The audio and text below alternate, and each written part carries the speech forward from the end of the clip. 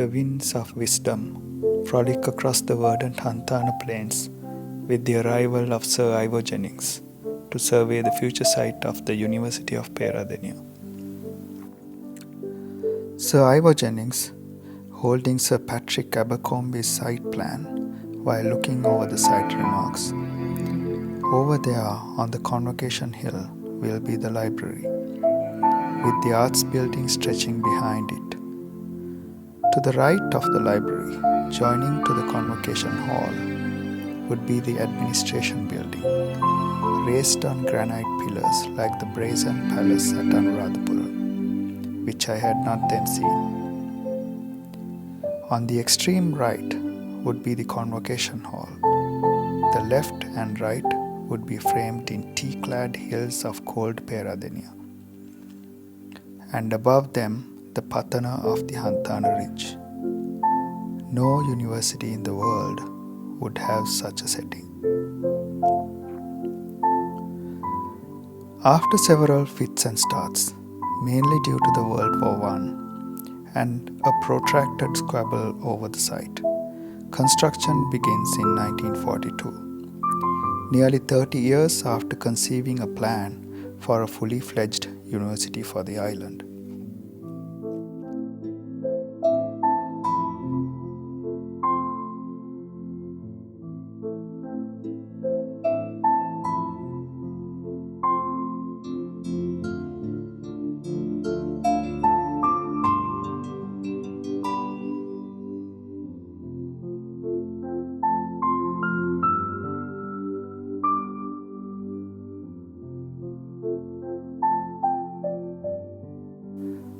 Regarding the layout of the university, Mr. Shirley D'Alvis states, "The dominant note in the layout is the traditional Sinhalese openness and spaciousness as found at Anuradhapura.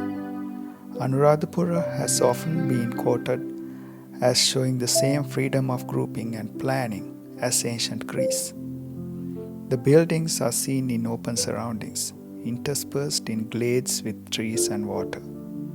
The site, though hilly, lends itself to the same spacious and flexible treatment."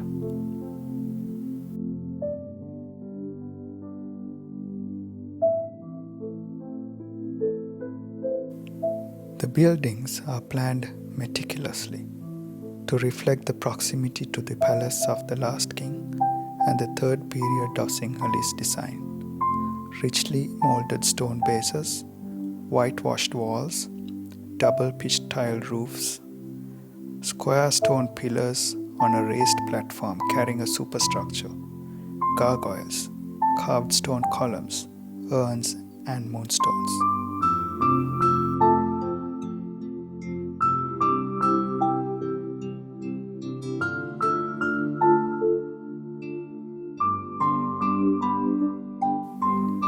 Though the university is ready to be inaugurated earlier, death of King Edward delays its opening by a couple of years.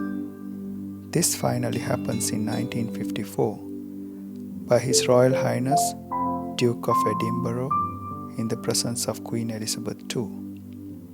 At the time, the Duke, being the Chancellor of the University of Edinburgh and Wales, praises the beauty of the campus, but also gets immediately down to the main focus by reflecting upon the functioning of the campus. I also understand that one of your chronicles has described the river which passes through the university park as a necklace of pearls around the neck of the Queen of Kandy. You can pride yourself, therefore, that the past, the present, and the poets all approve the choice of this lovely site for the university."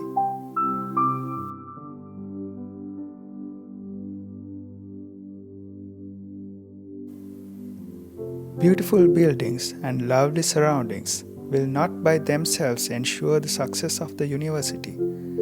Success depends on the type of men and women who graduate from here and their subsequent work. It also depends on the teaching and administrative staff who must found and build up traditions, which will be the source of strength and pride to all Ceylon.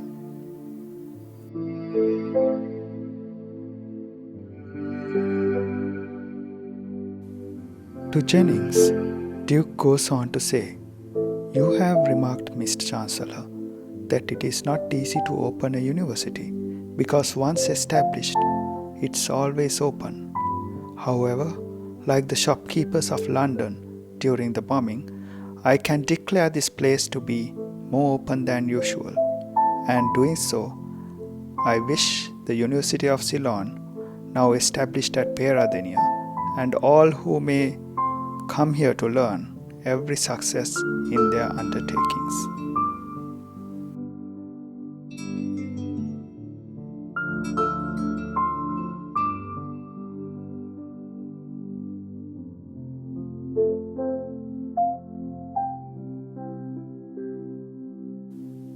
The university since Jennings has seen its share of vicissitudes, times of great calmness, times of turmoil, student unrest, times of prosperity, rapid turnover of vice-chancellors, some even serving only for a few months, threats to its autonomy, lengthy periods of closure, and times of great freedom. Through these ups and downs, many scholars, such as Nicholas Artikala, Gunapala Malalasekara, Senarath Paranavitana, K. N. Jayatilaka, Stanley Thambaya, Gananath Obesekara, Salvadore Mahalingam, and Edirivira Sarath Chandra, have helped the university grow in its stature. Many of them have opened up new ways of thinking, research, teaching, living, and conduct.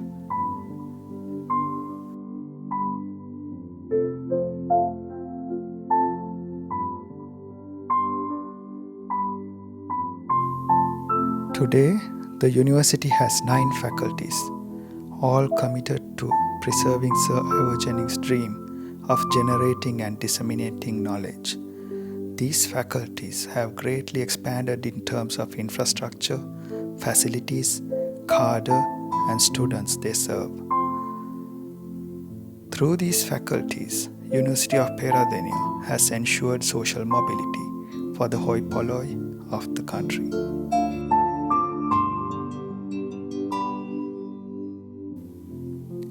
Mr. Reginald Stephen Enright, as its first librarian, developed the library to serve the university.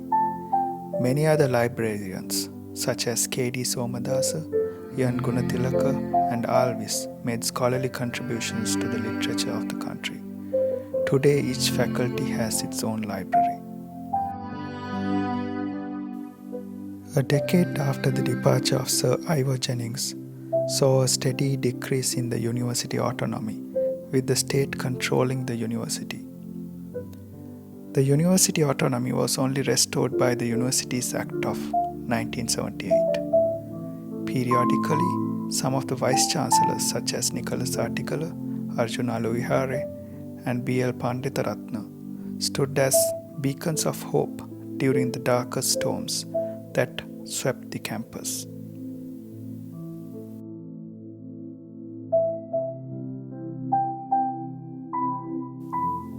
Many of the founders of the university, such as Justice M.T. Akbar, Sir Ponnambalam Arunachalam, Sir Marcus Fernando, Sir Baron Jayatilaka, Sir James Pieris, Sir Ponnambalam Ramanathan, Mr. D.R. Vijayavardhana, and Dr. Robert Mars, are today immortalized through the names of several halls of residencies. However, there are 2 others, Dr. S.C. Paul and Right Honorable D.S. Senanayaka, who are also founders. Honorable D.S. Senanayaka, whose legal advisor was Sir Ivor Jennings, was one of the few political leaders who always ensured the autonomy of the university.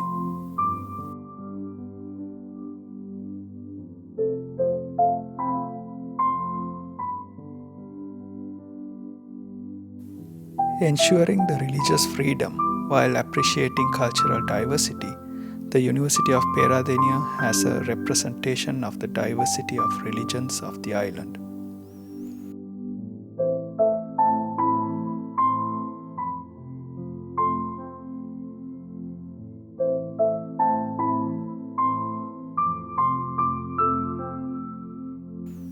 The many sports facilities of the university are centered around the university athletics grounds, the cricket grounds, raga grounds, university gym, and the competition-sized swimming pool.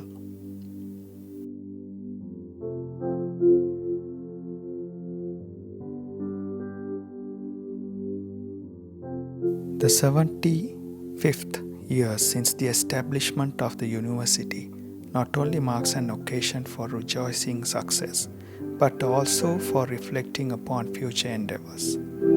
How can the university autonomy be preserved? How can the university contribute more towards creating and disseminating knowledge? How would the underlying social and global inertia shape up Peradeniya? Can Peradeniya ensure the dreams of Sir Ivor Jennings through time?